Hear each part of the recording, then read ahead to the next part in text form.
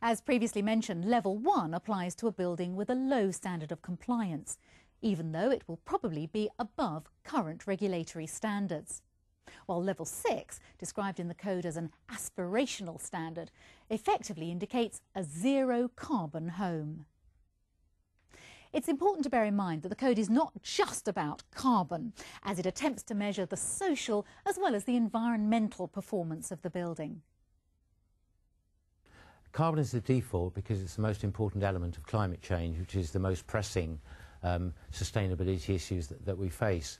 It's not the sole one, but it actually impacts on all the other ones where there are concerns about sustainability, whether in terms of water, use of soil, use of the atmosphere itself.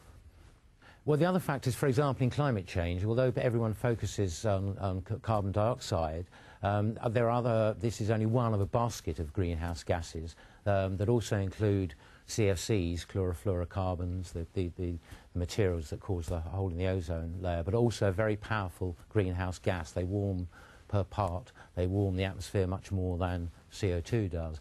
Equally, there's methane, which is also a very powerful one. So the focus is on carbon, but there are a whole load of other areas that also need to be taken into account.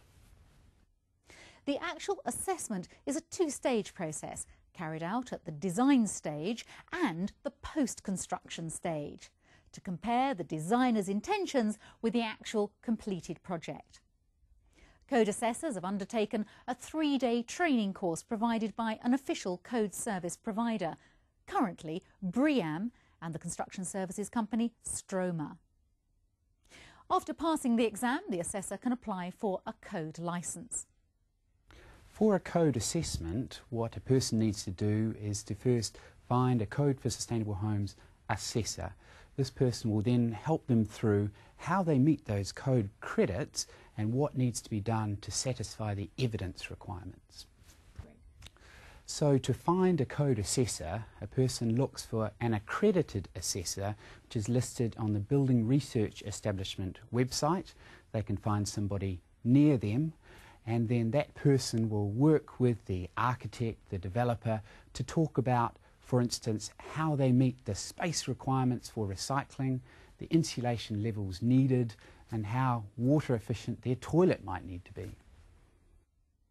Even though certain aspects of the project may not be completed by the time of the post-construction inspection, like landscaping containing ecological facilities, for example, the assessor can use his or her judgment to issue exceptions.